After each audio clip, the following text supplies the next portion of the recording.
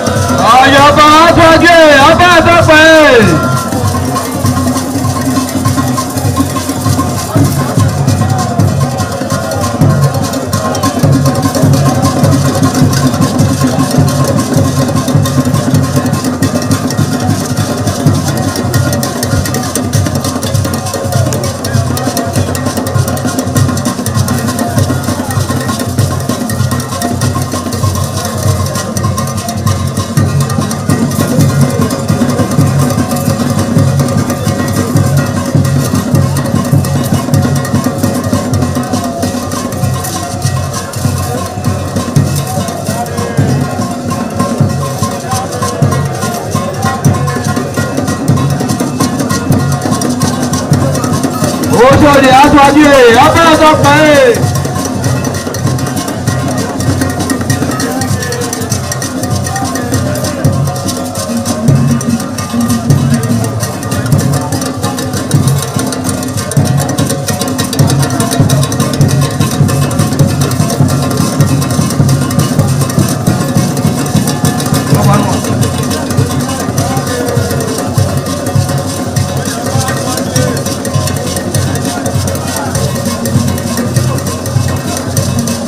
Olha, abraço aqui, abraço, rapaz.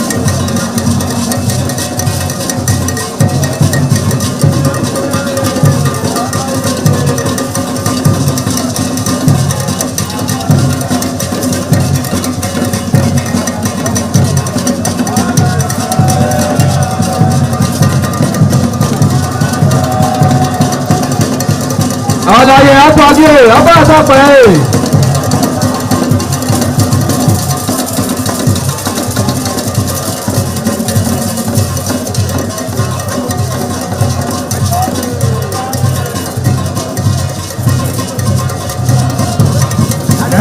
Chua.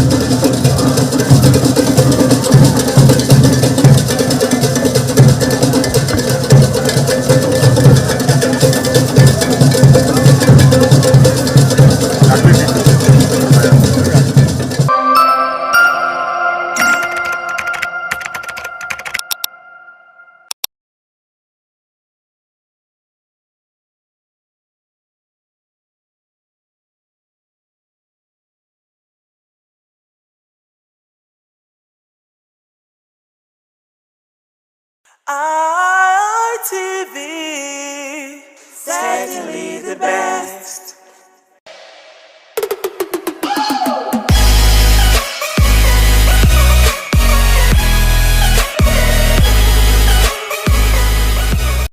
All right, guys, it's another lovely Monday evening, and it's my pleasure to have you join me on yet another beautiful episode of the Guys Hangout Show on independent television, reaching you live from that city of bronze. You know, I love to call it that city where the king is truly king. Now, for starters, the Guys Hangout Show is one show that, teaches men to prioritize themselves and, of course, to be the best that they can be, just so that they can give the best that they can give. It airs on this station every Monday. All right, my name is Harry Aigboje, and of course, it's my pleasure to have you join us on this episode of the show. Now, today, we're going to be taking a look at a very, very important topic, something that actually caught my attention of recent.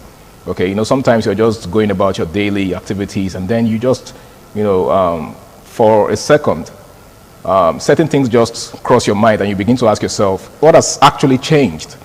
What has gone wrong? How come things are no longer the way they used to be? And one of such things is the growing lack of parental discipline in our society as we have it today. What exactly went wrong? Whether you like it or not, you must have noticed that things are no longer the way they used to be, especially between parents and their kids. Those days when we were growing up, some of us had this reverence for our parents, right? Even in their absence. There were things we're not bold enough to do, we're not courageous enough to do, even in their absence, because of the kind of discipline that they gave us, right? So, for instance, I remember as a kid, I used to live within my boundaries as a child, right? I was not allowed to go to the next compound. Now, that was how I was raised. Not because my parents didn't like me, like us being free, but they just wanted to ensure that we lived within the boundaries that they set for us. Now, I'm sure a lot of you out there can also relate. Now, if you take a look at the parents of today, it doesn't seem to be like that anymore, right? A lot of parents seem to be more flexible in raising their children. Is it a good thing or is it a bad thing? My name is Harry Aigboje once again, and it's my pleasure to have you join us on this episode of the show. Now, like you already know, I'm not alone. I've got an amazing person in the house with me, and together we're going to be taking a look at this topic. Now, he is an educationist and also, a social analyst. He's really passionate about lots of things that are happening around us, and he loves to share his wealth of wisdom and experience on such matters. It's good to have you, Abu. Thank you very much, Mr. Harry. And as usual, it is good to be on the show today again. It is always a pleasure talking about issues that concerns us in society, especially issues like this, where if we keep quiet, things will get deteriorated and it will get out of hand. True. So, bad things strive because good men decide to keep quiet. Absolutely. So we must say something. Definitely, we must say something, and that's basically why we're here. I mean, we really can't help not to say something, all right? Now, we're going to be taking a look at this issue as we begin to look at it one after the other, right? Okay. Let's look at it from this angle. Parenting is serious business, right? And I don't think a lot of parents realize that, a lot of parents of this generation, because there seems to be this trend of people just giving birth without recourse to the responsibility of taking care of those children. So let's start from there. Why would anybody want to, start having kids without, considering what it will take and what it will cost, to take care of those children? Yeah, procreation is one biological gift that God and nature has given to humans. Okay. So any adult who has gotten to a certain stage can procreate, except he or she has a medical condition. Okay. But procreation is not a yardstick to be called a parent. So we have so many fathers and mothers who are not parents. Being a parent means you are ready for the job after birth. Birthing a child is your God-given talent or God-given gift. Your natural ability. That natural ability. But the idea of training this child, parenting, is a full-time job. I say full-time job because it's one thing that people just overlook, and because of that they think because they are fathers they could be called parents. No. We have so many fathers but few parents. So it's because of these few parents that we have in society that you see there is a growing lack of discipline in terms of parenting and all that. So I think the few parents that we have, if you see their children outside, you can distinguish them from those that have fathers and just mothers. So I think we should be seeing this thing from the idea of who are parents, to be precise. Okay. A parent is that person who is a father or a mother and has indulged his or herself into the act of bringing up this child. You know, children, the mind of a child is like a tabula rasa. Whatever you imprint on that mind is what goes a long way to determine what the child will become in life or how the child will behave and all that. But we really have people imprinting these things on the mind of the child. That is the question. I think that's $1 million question, because this is one question I believe a lot of parents do not ask themselves before they begin to procreate. Like you've rightly established, there's a clear difference between procreation there is. and parenting. And I think that's what we need to begin to establish.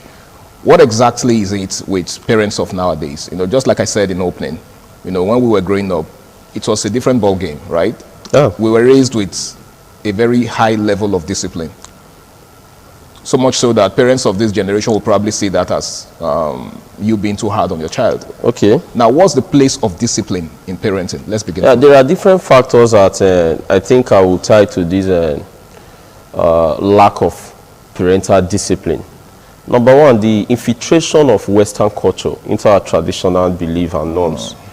Secondly, we also have this idea of laziness on the part of some people who call themselves, I use the word who call themselves parents, laziness on their part. And thirdly, there is this idea of the growing new normal, where people advocate that children should be treated with, like adults, they should be treated with kids and gloves and all that, so that you not hurt them, and so after all they are human beings. So, but let me start with this infiltration of Western culture into our traditional culture.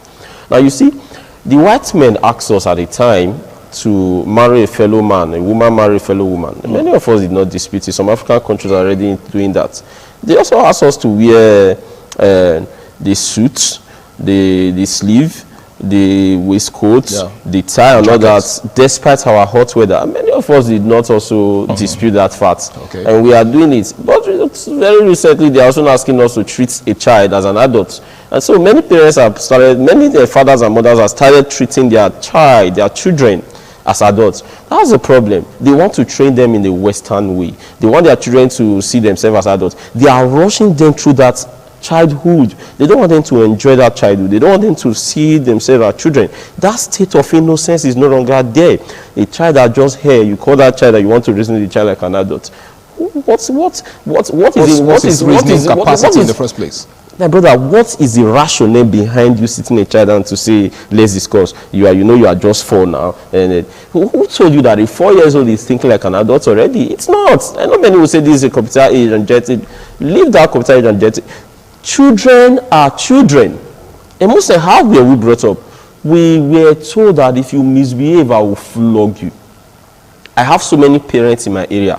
My father was not just my father. Yes, he was my biological father, but I have so many fathers. Before my father even come back from his workplace, someone else have disciplined you if you misbehave and all that. Do we still have such in our society? No. You see, everybody wants to say my family. So you're saying that in those days there was a communal mindset? A communal mindset. All parents were parents, and all children were children to all parents.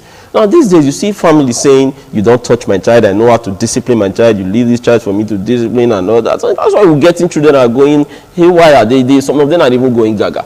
You know, some of the hairstyle that a 10-year, 11-year-old will put on, you begin to wonder, is this one coming from a home? You see some young girls out there, 11, 10, some of the things they will wear, like, does this one even have fathers and mothers at home? So the issue now is we are drinking too much from this cup of Western wine. Civilization. I think we should come back home. We should come back to this African tradition. We are Africans. And in Africa, there is discipline intrinsically buried in our totemic mindset. It is in our subconscious. That discipline should be resurrected. That parents should see themselves as not just parents, but as role models, as disciplinarians. Correct these children when need be. Don't reason with a child. It gets to a certain stage, you reason with him, not at this stage. It is some of those things that you imprint on him when he was still a child that will model him into a very good adult. A good child definitely will become a good adult. Absolutely. Now, when you lead them, you think they can think of themselves. What you fail to tell them, their friends out there will tell them. And that is what we should avoid. So that idea of Western culture, I think we should come back home. Beside that, sir, this idea of laziness on the part of parents.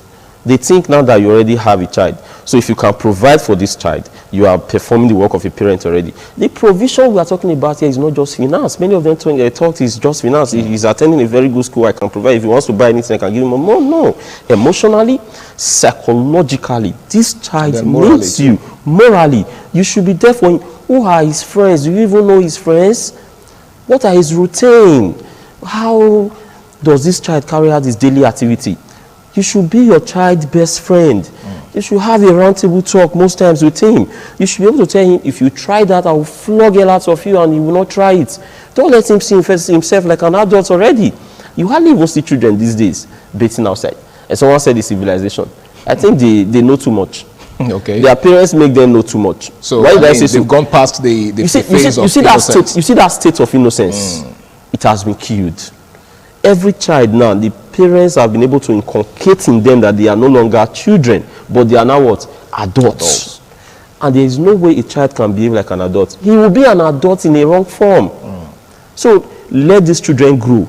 Okay. Correct them. Discipline them. Be a disciplinarian. Right. You don't rub men with a child of 5. Okay. Now, you've actually said a lot. Now, talking about the infiltration of Western culture, just recently I saw a video on Facebook of this American comedian, a veteran comedian, Steve Harvey, he was actually interviewing a kid, a 5-6-year-old girl. So he was asking her why she liked her brother, why she loved her brother. And she was saying, well, she loves her brother because, her big brother, of course, because he's always there to protect her and to comfort her when, her parents whooped her. And then, of course, the crowd, reacted in laughter and all of that. Now, I went through the comments as usual, and I saw a lot of persons asking questions, and a lot of people, complaining that it was totally out of place for the parents to, whoop her or to discipline her. And of course, it became a debate as usual. Now, that pretty much reminds me of something. The fact that this is also becoming a major issue in this part of the world, whether or not to discipline a child. Because some people see the use of corporal punishment as a sign of hatred for the child. That how can you, use corporal punishment for a child that you love? So they see it as, you doing too much. They believe you shouldn't use corporal punishment on your child, that there are other ways. Just like you said, some of them believe you can reason with your child. But how do you reason with a child whose mind is not even matured enough to, look at things from that perspective? I think what we have is actually a problem, because people want to mistake smartness, intellectual exposure to maturity. Yeah. And I think that's a problem. I would like you to speak in that regard. You see, words get their meaning from their context. Okay. What they call maltreatment in a particular context, in another context might be called discipline. So when that person say you are hitting that child too hard, you're beating this child and all that. But I think in the right context, when it comes to my child or any other child or any other child around me, it should use that right word, discipline. We were once children, sir. They did not kill us. Of course not. We are what we are today because of how our parents had to straighten our life. At least our parents are not beasts. They know what they are doing. You don't expect a mother who gave birth to a child to kill that child with her own ends, except she's maniacally derailed and all that. Yeah. When children are being disciplined with love, you can discipline a child with love. There is no need you bringing in ideas of you are abusing the child rights and all that. He is a child, for God's sake. The reason why you are saying I am abusing his right because you want to protect that child.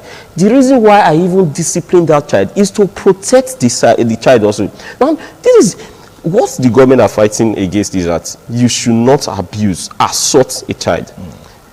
Discipline gets to an extent, becomes an assault. So that's where we need to draw the line now. At what point does discipline become an assault? When you begin to inflict serious pains, bodily harm on this child, it is not an assault. Okay. When you are not correcting the child with love, it becomes an assault. When you are doing it with hatred, it becomes an assault.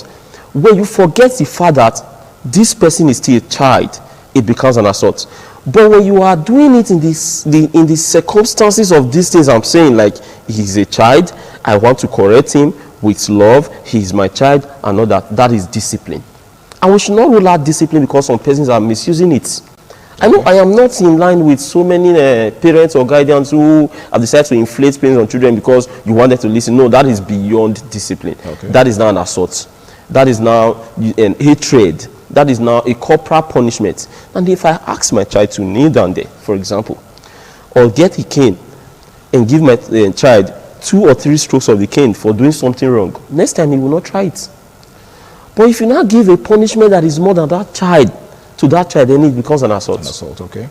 You asking a child, for example, you get pepper, rub on the child's body, or give the person some scars, marks, and all that. Rub pepper. No, that is wicked and that is evil.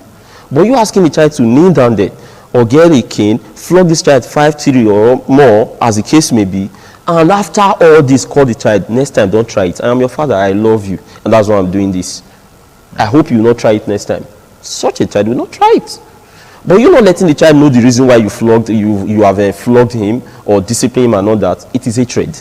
Hatred. So we should draw the line between discipline and hatred. So I am not advocating for that idea of that battering, that corporal punishment. Yeah. I am saying we should not rule out the fact that these children are still children. And children have a mindset that is as clean as a tabula rasa. So we have to imprint something that they will take up into becoming a very good adult. I guess that's why the Holy Book says that you should train up your child in the way he should go, that when Thank he is you. old, he will not, depart from it. All right, guys, it's still the Guys Hangout Show on Independent Television. Just in case you're just joining us, we're talking about the decline in discipline, parental discipline. What has gone wrong? What exactly is the problem? Why is it that, kids are no longer as disciplined as before? Why is it that kids nowadays can just do whatever they want without, their parents or a parental figure, putting them in check? Now, Abu, just a moment ago, you were talking about the difference between correcting in love and correcting, in hatred, right? Yeah. Now, it's no longer uncommon to see children just walking past an adult without greeting. And that was actually one of the things that we were taught as, children. And that was exactly one of those values that we grew up with. Yeah. Which is why we cannot see someone who's older than us now And not greet. Don't you think that's also a function of this lack of discipline? The dysfunctionality of the society, that's one of the factor, one of the things we got from the dysfunctionality in the society. Why did I say so? I just told you not quite long that all parents were parents to all children. An elder can call you back and say, so you don't know how to greet. Where are you from? You say, I'm sorry, sir. Good morning, sir. Or in my dialect, you greet according to your family lineage, and you must do that. That's how we grow up.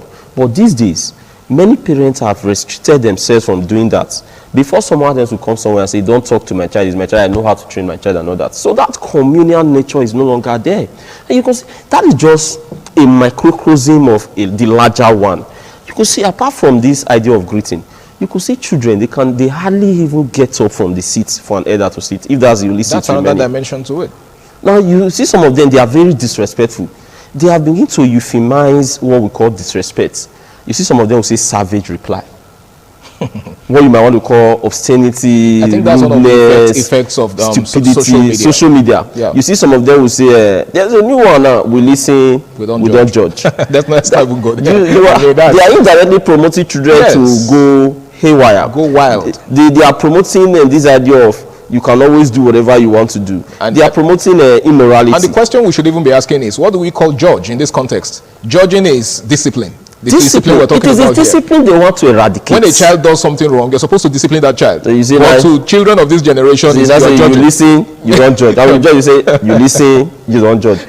Besides that, sir, you see, when these children were growing up, they were given this orientation that I am your father, I am your mother, I am the only person, I should be the only person that has the moral right to discipline you.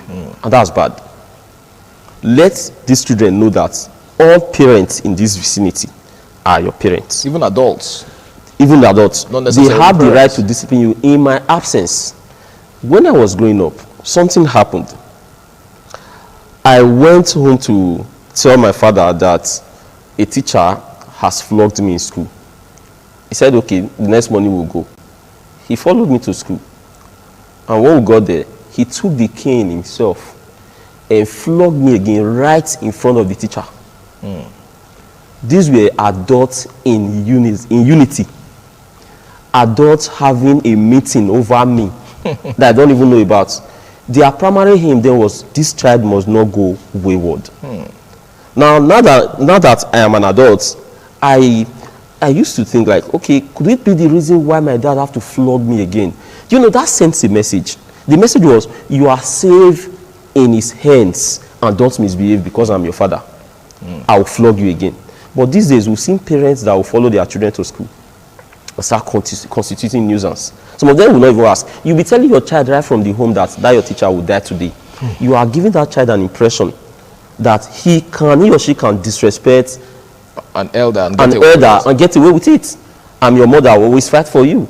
You are creating a small problem that will blossom into a bigger one in society tomorrow. A child you couldn't discipline today will end up in prison. And they'll start crying. Discipline your child.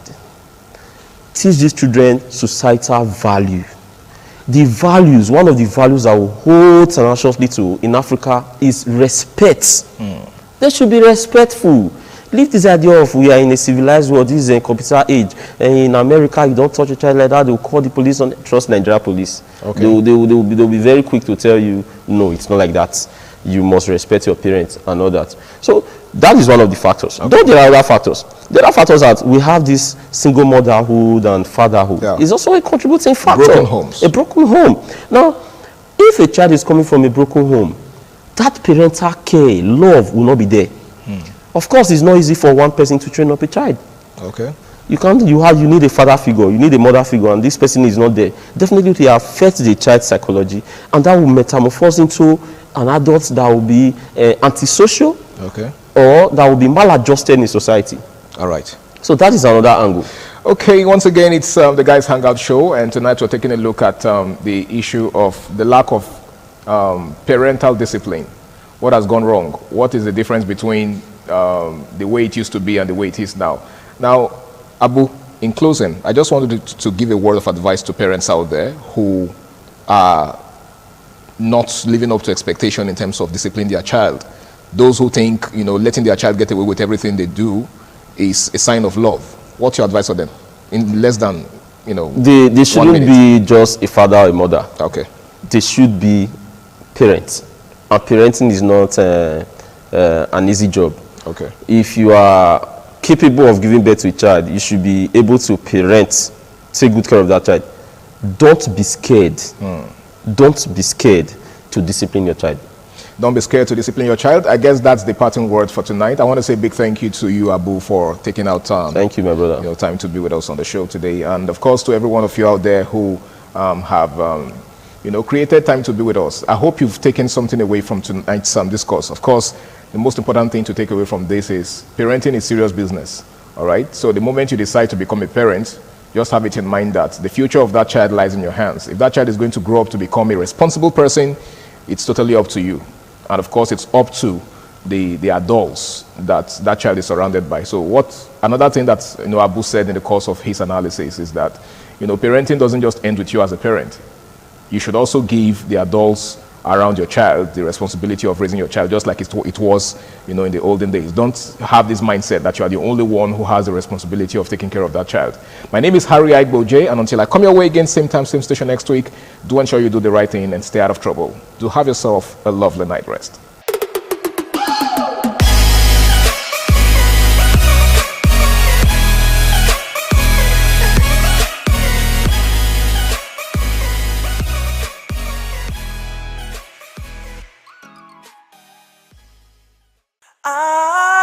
ITV, certainly the best.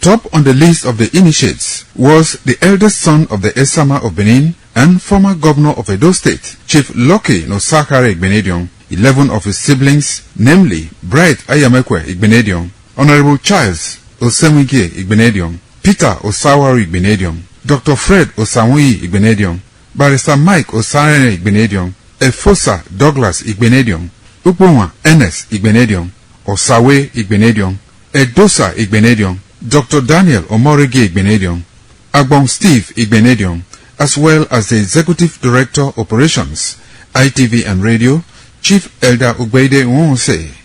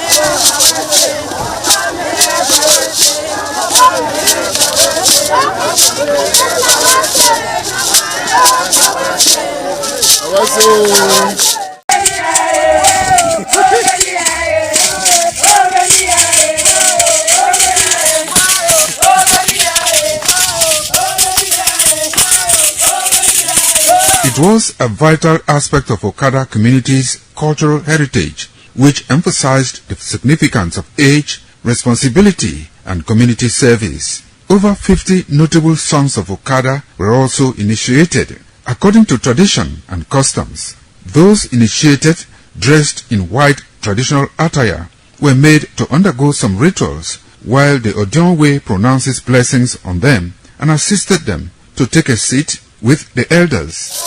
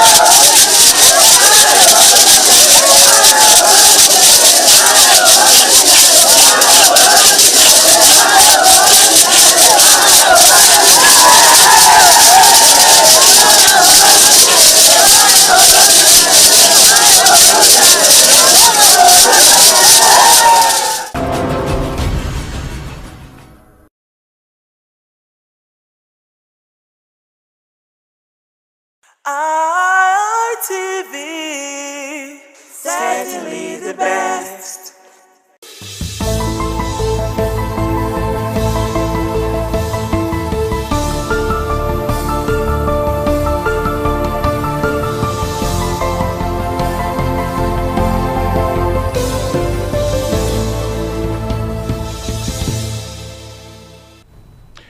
All right, it is a very good afternoon to you, and thanks for joining us on the program African Discourse, Monday's edition of the program. The program comes every Monday, as a matter of fact, so you're welcome on board. Well, if you were with us last week on Monday, we saw some of the major elections that are going to be taking place in Africa in this year, 2026. And of course, we did say that Uganda is going to be the first election, and that was slated for on the 15th of January 2026, and that's only about 4 days ago. And the election has been done, it has been held, and a winner has been declared. As we speak now, the incumbent president of Uganda, Museveni Yoweri, has won. And of course, he has won this time for the 7th term as the president of Uganda. So that's what we're going to be talking about basically today on the program African Discourse. So this term that he has won now, what does it portend for an average Uganda? And of course, what is the implication of his 7th term in office as the president of Uganda? Well, to discuss all this today, we are so privileged to have a man that I've been fighting tooth and nail. I've been looking forward to see how I will bring him one day on this program, and eventually I caught him. I'm talking about my lecturer, lecturer those days at the University of Benin here in Benin City, Dr. Felix Osarime. Sir, good afternoon, sir. Good afternoon, sir. Good afternoon, sir. How are you? Yes, at home. Good afternoon, and thank you for joining the program. Okay. Now you see this young man lecture this old man at those days in school, but you see us now, you think more older. That's just the way. Now, Dr. Osarime, I don't know what you've been doing to yourself. You look young every day. I don't know what's the secret. Well, there's no secret. You don't have to look like your problems, and Nigeria tones you to be what you have to be. Okay, you're welcome to the program, Thank you sir. very much. All right. Thank you very much. All right, so Dr. Felix Osarime lectures at the Department of History, University of Benin in Benin City. All right, so we're going to be looking at Uganda election. Museveni Yoweri, one character that has taken a charge in African politics. And I don't know, when we talk about the likes of Paul Biya, the oldest president on earth, and of course we also talk about Yoweri Museveni, one of the oldest presidents on earth. These guys are found in Africa, and little wonder what is really happening in African politics. Now, Dr. Osarime, as we look at the election that happened on Thursday, what would you have to say about the election generally? Let's start from there before we look at all the things that happened. Maybe the build up to the election, and even during the election and after the post-election situation. The situation in Uganda, it's something that is almost normal in some African countries. The gradual transition to democracy in Africa, I'm using the word gradual transition because that is the way it is in some of these countries. It's not the Western model that we know that there's periodic election, you serve a term or two and you bow out. So we should be a bit circumspect not to use that model designed by the American president in the person of Abraham Lincoln, who said democracy is the rule of the people, government of the people, by the people, and for the people. When he said that in the Gettysburg Address then, he was referring to a situation that was developing. But what we have here in Africa and in Uganda in particular is a different situation. And if you permit me to take it back a bit to history, it will give a better picture so that every other person following this program will understand and be able to come to terms with the reality that is existing in Uganda.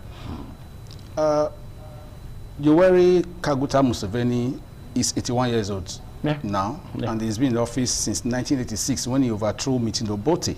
So for 4 decades, he's been one man that has been the saddle of governance in Uganda.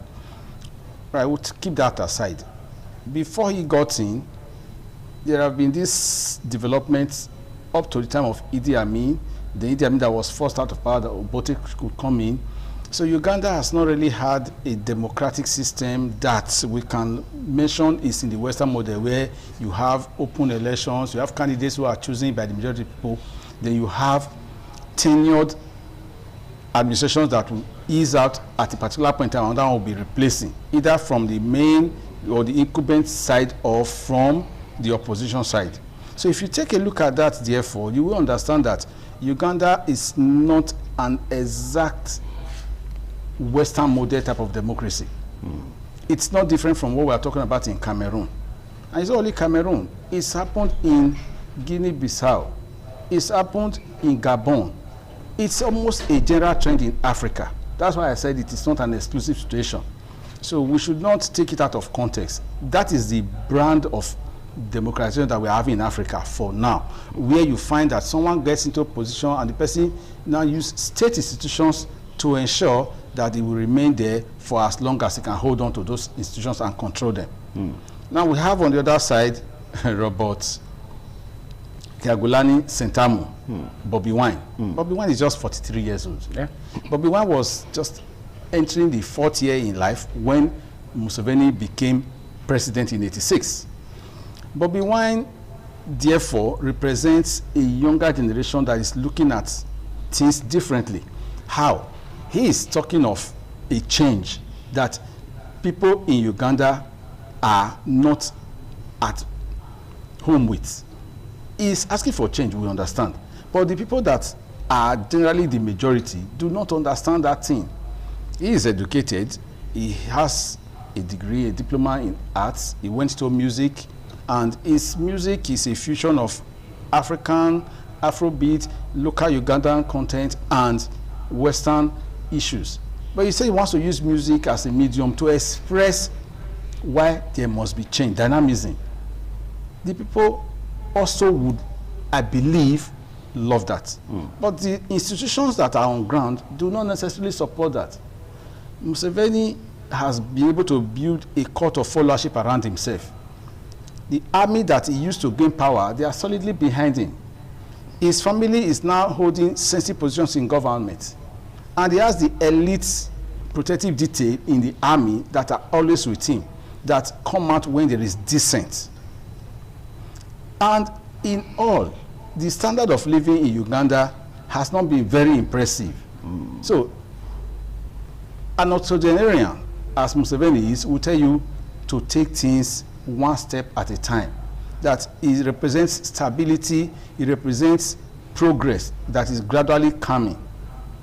And if you look at the new regime that he has just started, this administration, it will be till 2031. Okay, let me pause you there so that we get our viewers to really stay glued to the program this afternoon. The program is Africa in Discourse, and we are following the Ugandan election, the latest election in the continent of Africa that we had on Thursday, and a winner has been declared. Now, some of the information is that Uganda's President Yoweri Museveni has been re-elected to his 7th term. The country's electoral commission has announced, and of course, after a tense campaign marked by an opposition crackdown and internet blackout, Museveni, 81 years of old, won with 71.65% of the votes, and the commission said on a Saturday.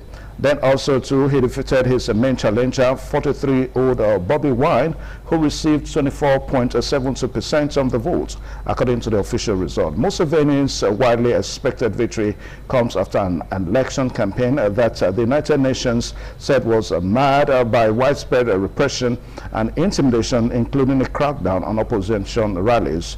Thursday's election also unfolded amid a nationwide internet blackout that drew international criticism. Then also too, Bobi Wine, a singer turned politician whose real name is Robert Kyagulanyi, had claimed on social media on election day that massive ballot stuffing was also taking place. And also the spokesman for his opposition party, the National Unity Platform, told the AFP news agency on Saturday that the results were a sham. Bobi Wine said earlier in the day that he had escaped a police and army raid on his house. Now, we will stop it there. Now, Doctor, as the program progresses, we'll begin to look at all the issues. Now, for a lot of persons, it is somehow difficult for them to understand because you just said something a while ago that this election was largely done by people that desire a change. In other words, the youngsters in Uganda. Now, ordinarily, one would have thought that that would have been the Bobi Wine's generation. But you also said that the institution that is in Uganda largely supports Yoweri Museveni. So this election, was it done in a kind of a controversial situation, in the sense that an old institution, a generation that desire change, you know, and that they could not really effect the change that they needed. You know, basically, anybody that is up to Bobby Wine's age has not known any other president apart from Yoweri Museveni. So that would be... But he desires a change. I agree. That is when you are talking from the perspective of an educated person who understands why there should be change. Some people can mount the need for change. Doesn't mean they can really take up the gauntlet and agitate for change. That's on the one side. On the second side, Bobby Wine calls himself the ghetto president. Looking at the area in Kampala where he grew up, it was not really easy for them, as the son of a nurse who was struggling to give him a livelihood. His grandfather was also in the trenches at the same time with Yoweri Museveni, though in a different camp. You know, there were groups that came against Obote, and it was the group that was led by Yoweri Museveni that came out to be able to hold on to power in Kampala. Yoweri Museveni's National Reform Movement, this party, holds on to power. But what we find difficult is to say one thing and do another thing. A lot of people really don't come out to vote. How many millions came out to vote? 11 million in this election in Uganda. Of the registered voters, 11 million. And this is the challenge. People can say they want change. Do they really go out to effect change? I'm not going to sit here and speak for Yoweri Museveni, but the pragmatics here is that the optics looks like they want change. Do they go all out? We are hearing claims now of ballot stuffing. Yeah. We are hearing claims of voter intimidation. Yeah. We are hearing claims of internet blackout was already carried out 2 days before the election. We're going to be talking about that. Now, that internet blackout seems to be a major problem. Is that a new dynamics that seems to be creeping into African politics? Now, I don't want to make recourse to what happened in Nigeria, how INEC promised that election results were going to be transmitted in real time. And at the nick of transferring the election results, it was a different story entirely. Continue with your last point. See, this is where technology that would have been deployed to help give transparency and accountability to a process has been withdrawn at the last minute. So that already sends a wrong signal that something is in the wings. Okay, the Electoral Commission has announced now that Yoweri Museveni got more than 70% of the total votes cast. Bobby Wine's rating has even dropped to less than 24% of total votes cast. And there were 8 candidates in this election. But it is actually 2 that are in the issue. Bobby Wine and Museveni. Yeah. Because Bobby Wine represents that consistency. He is young. People will say, oh, why are you struggling so much? Why don't you allow this old man to live his time out? That is not the situation. In governance, it is not about the person, it's about the institution. And now the institutions have been held hostage by the person. And this person has formed, I use the word, a personality cult around himself. So himself and his cohorts, his lieutenants, they are holding the country by the jugular. That is the challenge. So even if people are shouting, it will not be easy for them to unseat a man who has everything on his side. So it's an uphill battle for the populace. And this is where education plays a crucial role. Now, if education is popular and well developed, then people will now become enlightened. It is not to read and write that is the issue here. They can read and write.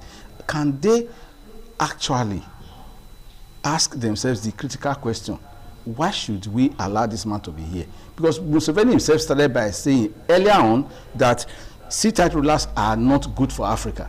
Museveni himself later came out to say that in Uganda, there's something like 10 presidency. He is the one saying both, because he has now entrenched himself. And he, as much as he remains the de facto and de jure authority, that is what we apply. So it is him as a person, his supporters, his cohorts, that are now dictating, not the people. So power is with him, resides with him. Legitimacy is not the issue for him. But they find a way to make it legitimate. That's why they do periodic elections. A constitution could have been written to say this is your term, but he also altered the constitution. Yeah, he altered the constitution. That is the point I'm making. And that will make me to ask the next question now, because Museveni probably had all the ways cleared out for him. I mean, he altered the constitution that the issue of age will not be a barrier for him, and of course that the issue of no matter the number of tenure times is going to be in election will not be an age a barrier for him. Now, against that backdrop now, what do you make of the fact that this old generation in politics, they keep on,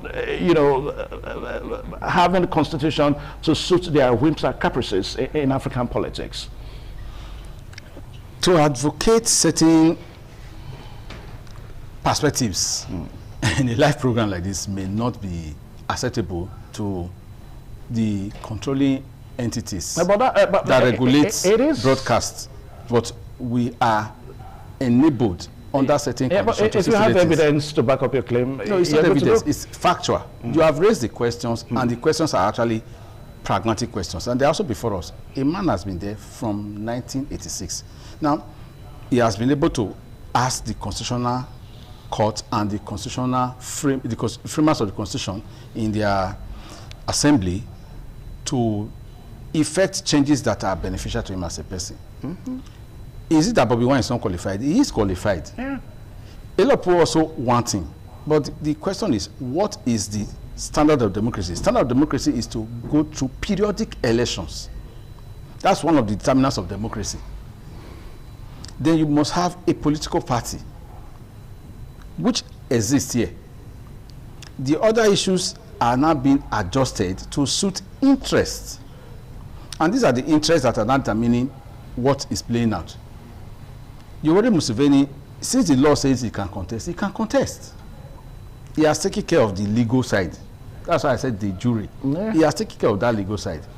Now, in as much as he can still stand and pronounce his name and thumbprint a ballot paper, he is a candidate. That is what he has also done. The court has not interpreted that he is not competent. His sanity is not in question. His health is not a challenge.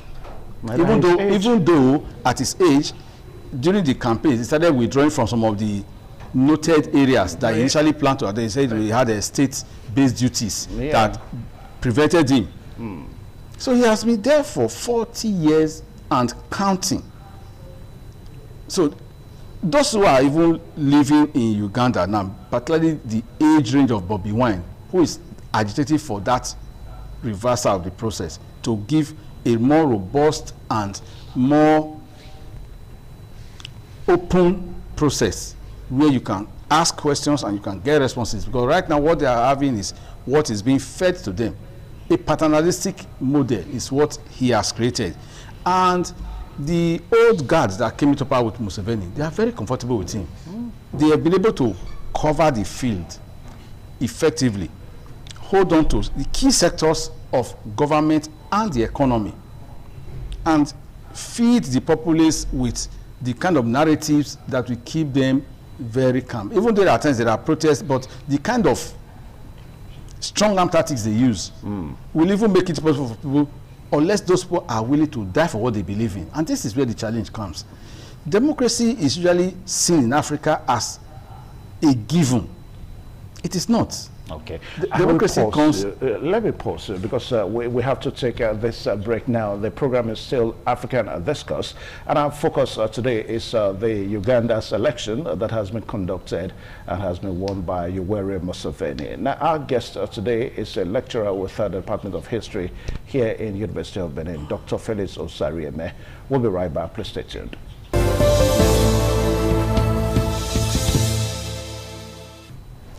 All right, thank you one more time. The program is still on your television, Independent TV, and we are talking about the election in Uganda, the one that was done on Thursday. Results has since been announced, and Yoweri Museveni has been declared the winner of the election. And our guest today is Dr. Felix Osarieme from the Department of History, University of Benin here in Benin. Now, sir, let's talk about the happenings before the election. We saw a couple of according to Bobby Wines, that most of his rallies were disturbed. That he was not allowed to do election rallies and election campaigns and all that.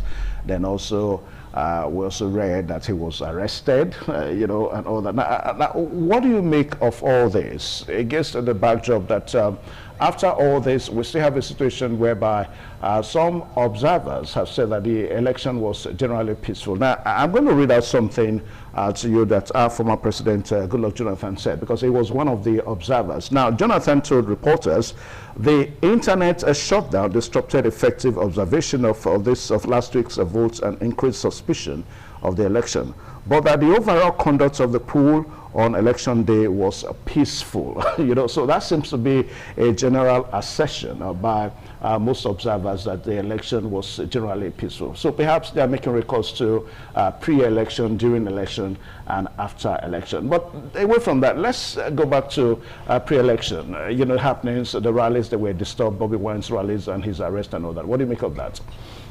Bobby Wine's matter is as straightforward as day is different from night. First, it represents a vocal opposition. It represents the youthful exuberance that demands urgent change. We cannot run away from those realities. And I want to commend him because he has not given up, even though he's in hiding right now. And this is not his first shot at the presidency. He went against the same Museveni in the last run, and he lost. He dusted himself, came out. I don't know if you saw the video where he was physically manhandled in the runoff to the last election, not this January 15th, the one that took place. Yes, he was. Himself and the wife, they were manhandled. He has been shot at during the rally. And the claim that is used against him is even the claim of the government that his rallies are violent, that it leads to a breakdown of law and order. They blame him. The government spokespersons and the authorities blame Bobby Wine. That whenever he conducts rallies, his rhetoric is insightful.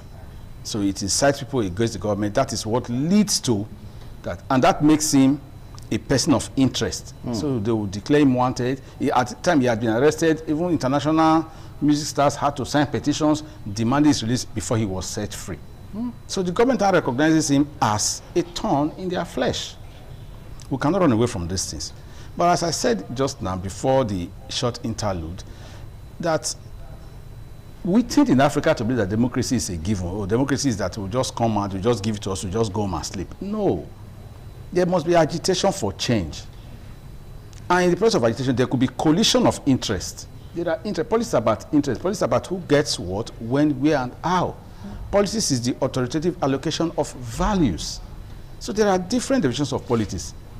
And politics eventually is about setting up political parties that have an ideology which they present in their manifesto, and the end is to capture state power to actualize that manifesto. So Bobby Wine is outside today. Yoweri is inside. Yoweri Museveni will not just throw power at Bobby Wine. That's why Bobby Wine is agitating for it. There must be some element of coalition. Even in sane societies, during campaigns, people protest, people complain. There could be breakdown of law. Possibilities always there. That's why you bring in security, you apply for a license, then everybody is always encouraged. In the United States, during the last campaign for the presidential election, Trump was shot at. He's president today. He almost lost his life, but at least he was winked in the ear. But we also heard that was also state managed. Whether it was or not, but Trump was not even in power then. Trump was on the downside at that time. Biden was to build up sentiment. That is part of the narrative we are looking at. So Bobby Wine, if you take that line, it could also be that Bobby Wine is the one staging the crisis to gain legitimacy. But a while ago, you said that the government has accused him. The government has accused him repeatedly that he speaks against them, that he incites people against them. So there's no way he can be staging that. That is the point. Government can also bring in people and cause chaos and accuse him. For that reason, they want to keep him under wraps. So it's a very difficult situation. Right now, let me use it. It's complex. The power agitation on both sides. He wants to come in. The one that is in wants to remain in there. That is the agitation. Now, yeah, Doctor, what do you make of, because Yoweri Museveni is going to be there for the next 5 years? Yes, till 2031. 2031. 2031. That's the next 5 years. Yes. Now, what do you make of, because we've seen a situation whereby most Ugandans have called for change, just like what you said a while ago. And also to some persons are saying that he's been there responsible for the rapid economic growth and development in Uganda, because it's somehow difficult to marry these two sides of the coin together. Most Ugandans, they want a change. Then others are saying that is that stability. You understand? They don't want a disruption. So they want to eat their cake and have it. But others are saying that Yoweri has been responsible for rapid growth and development. So how do we marry those two situations together? Okay, let's take it from the case of Gaddafi in Libya. Gaddafi became head of Libya in 1969, all right, when he removed the monarchy. He was a colonel in the army. Museveni came in as a rebel leader in 86. So if you look at their timeline, they come in as they now become what we call benevolent dictators. People who want to remain there, but they will do well. When Gaddafi had the uproar that eventually led to his exit from this world, Libyans were not poor. They were not hungry. Their economy was one of the best in Africa. Their Human Development Index was ranked the highest in Africa. But they fought Gaddafi because they asked the same question. You have been there since 1969. Can't someone else also come in? Even though we blame the Western world that they engineered the problems against Gaddafi and the rest, their argument was just this issue. You have been there. Can someone else not come in? That's where Museveni is also facing. But when I started it now, he's been on it for 10 years, 5 years ago and now. So from 2015 till now, 2016, he's been there, and he's been there now till 2026. So it is gaining momentum. For 10 years, a young man is demanding the same thing. He's just 30-something. 43. 43. Yeah. He started from 30s. Yeah. So he has also clinched a decade in the trenches. But down is civilian. Yoweri Museveni came from the military background and civilized himself. Ugandans have not really had any smooth democratic transition. When Idi Amin took power, Idi Amin was forced out of power by using external support from Tanzania under Nyerere. That was all brought to Obote. Obote came back in, sat there, and Obote was eventually unseated by Yoweri Museveni under armed revolt. So they've not really understood what it is to have smooth transition, but they can ask for it. That's why I said their education would have given them the platform to understand what change should be and how to go about it. But so far, they've been experiencing what we call ruptures, not change. And this is the challenge they are going to face. Someone like Bobby Wine, who has now seen the world, that's why they block the internet too. Because when these things are exposed to the world and the world is looking in, you are able to transmit out, there will be greater condemnation, and this will lead to people demanding for greater accountability and transparency. Now, the internet crackdown, was it a social media as related? It was social media. Internet is not only social media. Yeah, because some persons are of the opinion that it was because of the results have to be transmitted. That was why the internet was cracked down and all that. What actually happened? That was the Nigerian condition. The Nigerian condition was that they said the server had issues, glitches, and in technology there could be glitches. We understand that, but that is where you also have a back end, or what we call a safety net. If you have a computer system, you buy UPS, uninterruptible power supply. Yeah.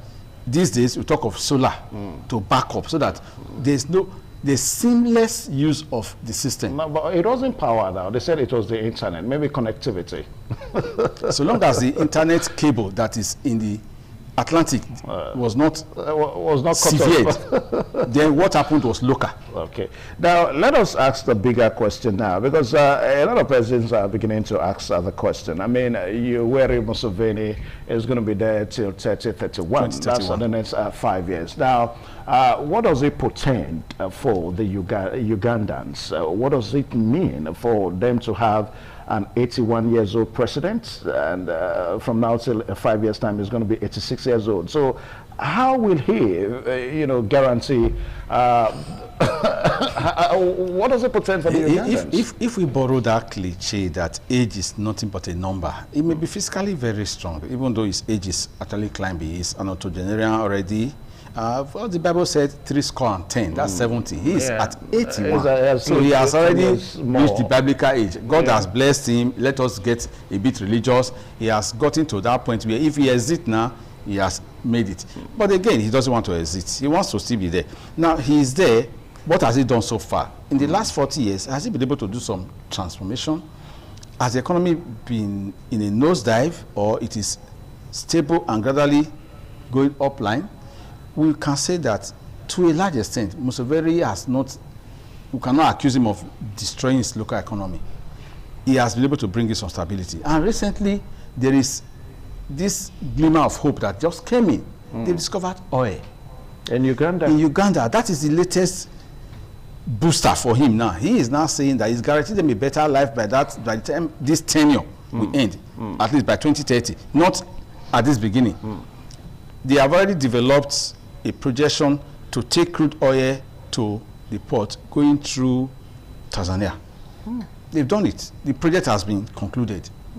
The oil that was found in commercial quantities. So that gives him some boost, because one, we are still using fossil fuels as the major source of energy on a global scale. Whether we are talking of alternative sources or not, the mainstay for the global energy consumption today is still fossil fuel. That's crude oil, and they have it now. They've also been able to do a working plan through a joint venture agreement to take it to the sea through the neighboring country, and they have already concluded that project. So that gives him a very good opportunity. I will use the term, to write his name in gold, cast his identity on stone. Now, if he misses it, because this is going to be the problem, if he misses the opportunity, then his reputation, whatever he has done, is going to go down in infamy. But with this opportunity that's coming to bring in huge funds and an improvement in their internally generated revenue, he is assuring Ugandans now of a better life, to move them up to more middle class than they presently are in. Now, Doc, the fear is external influence, because Uganda relatively may have been a peaceful nation, I mean, compared to other nations that is having issues with Western powers and all that. So now that the country has discovered oil, we're going to begin to see a troubled Uganda because of Western influence and interest? Crude oil does not necessarily represent trouble in any country. It is the management. Really? It does not represent oil problem. No, I don't want to sound pessimistic in that regard. There was a document I read one time that the crude oil is the devil's piece, and that anywhere you find it, you find calamity. America is not in calamity. Saudi Arabia is not in calamity. Kuwait is not in calamity. They manage their own very well. Indonesia, they have crude oil. They are not in calamity. All you need is a leadership system that is committed to progress. And this is where the challenge is. If you make it an elitist revenue profile, then you will lose it. But if you make it widespread and convert it to sovereign wealth, that is common wealth, then there will be progress. That is what they have been able to do in the Arab nations. They've been able to transform the entirety of their society because they disburse the wealth into social capital infrastructural development. And that is where some other countries have missed it. If we are talking of Venezuela, was on that track under Hugo Chavez, and they've missed it again. Before Maduro came, Maduro's launch was more of power struggle with entities and foreign bodies. In the case of Saddam Hussein, he was doing very well until he decided to point his finger at Kuwait. Iraq was not doing bad. In fact, Iraq dealt with Iran in their 10 years war. Iran and Iraq are both oil-producing countries. Nations, yeah. But Iraq got the upper hand because they developed, they say, for anybody that cares to know, the Iranians were even doing very well by their own opportunity and with American support before they fell out with America. So they are still not doing badly. Now, the crude oil, if the wealth is kept for the elite, that is where it becomes a problem, because there will be permanent internal contention. If Uganda, as I must say this true, as Yoweri has been able to stabilize governance to a large extent, yes, because there have been mild disruptions. I mean, we've not heard of continuous attempt to unseat him. No attempted coup. No yes, protest. It's not serious. Yeah. It's not critical. So that level of, that's what he is also using to canvass, that people should enjoy the fact that there is a stable government, there is relative peace, there is calm, that they should grow with the process. Okay. But when he's talking of, no, you have stayed there too long, let us have a fresh breath. If the crude oil that they have now been able to develop the properties around it on commercial scale gives them that inflow of funds, let me say I'm hopeful that he will do better. All right, Doc, now, as we wrap up now, I mean, what do you make of international observers? I mean, they come, they observe elections in nations, and no matter what they come up with, it does not have any direct, impact on the results of the election. I mean, like this election we're talking about now. I mean, international observers have said that, okay, the election was peaceful, but there was internet issue, internet crackdown, which is a major aspect of the election that would have further say that the election was actually truthful. So it doesn't have any effect on the result of the election. What do you make of it? Quickly. All right, quickly, we must say that sovereign states are very powerful. And when a state is doing anything, it will be difficult for any observer that is not a state and is no more powerful to dictate to a state that is very powerful. What is the essence of the observation? No, it is still part of the challenge that must be done. Anyway, let's quickly cut to the bone. These observers, did they go to the rural areas? Okay. Where they allowed, they will be taken to the urban centers where they can see a semblance of stability, and most of the time they will be taken to the areas where whoever calls the shot, the incumbent, will have the upper hand. So they will see what they are made to see. And they make the observations. Yes, but you cannot observe otherwise, because if they now speak against the government of the day, in some cases, they will be seen as interlopers who try to destabilize a peaceful state. Situation. So that is not the ability to give a report, a fair report. And that is why most times you find that international observers will tell you that based on what we observed, they didn't say based on everything that happened, because they could have been everywhere at the same time. All right, now, Dr. Felix Osarime, I must say, it's like the way we're taking us through History 101 those days in class. Thank you so much. I mean, you explained the topic and the situation in Uganda just as if you're lecturing in the class. I really enjoyed Thank you very much. Your conversation. Thank you so very much. much. Thank you so much. Thank you for having me in the program. And I do hope when we invite you again, you'll make it on as time will program. permit. All right. And viewers at home, thank you for staying and listening to us. Okay, Dr. Felix Osarime, the lecturer with the Department of History, University of Benin, and at one time a lecturer of this old man, talking to you on television right away. All right, so my name is Evan Sodokoge. This is where we end the program today, and until same time next week with another edition, another topic, and another set of guests. Goodbye, and God bless you.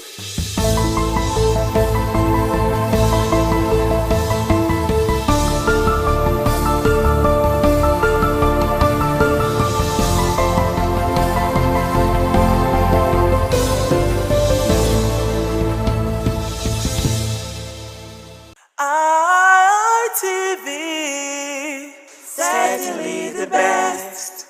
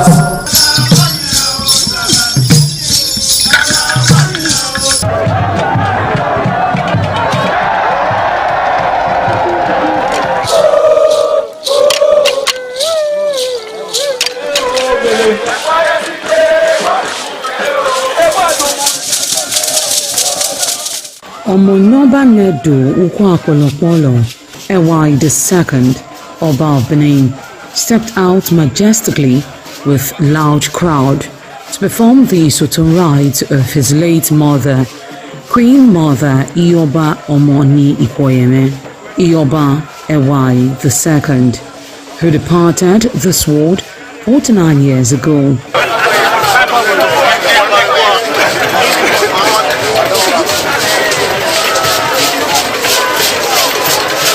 Isoton is a traditional rite of the procession in memory of the departed person's spirit in Benin Kingdom. It is usually heralded by public display of the departed person's influence during their sojourn on earth. The display of a human effigy symbolizing the departed royal matriarch was preceded by the Oba of Benin, who led the procession from his palace to the Immortan Shrine at King Square in Benin City, where he offered prayers for the repose of the soul of the Queen Mother, Ioba Ewai II.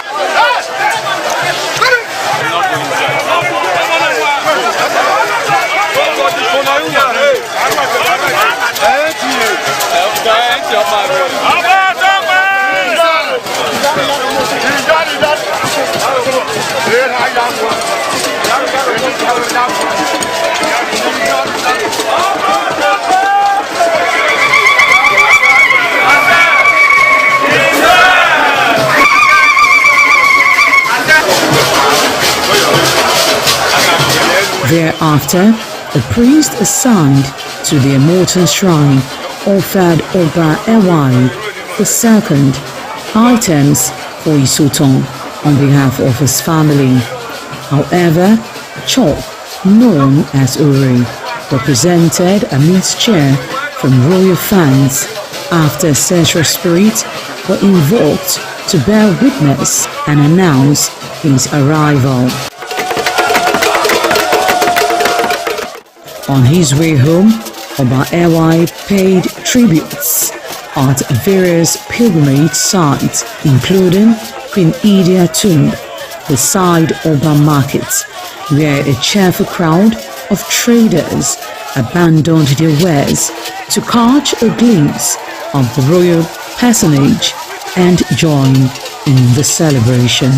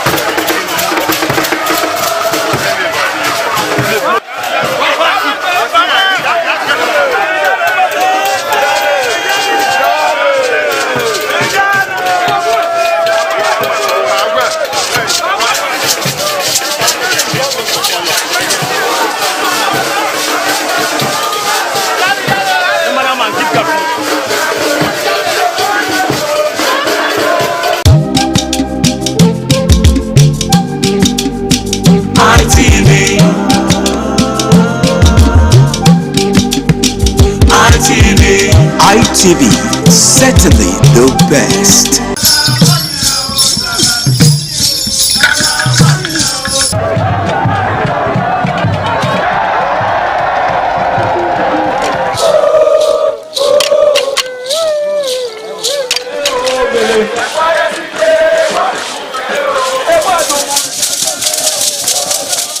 Some days, there comes the Ugemobo Festival, which the Oba celebrates outside the palace gate.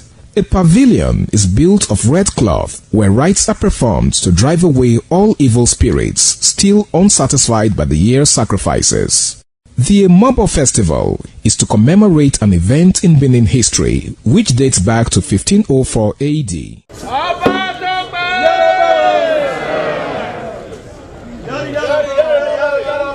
Yari yari, ọba àtọ́pẹ́. Yari yari, ọba àtọ́pẹ́. Yari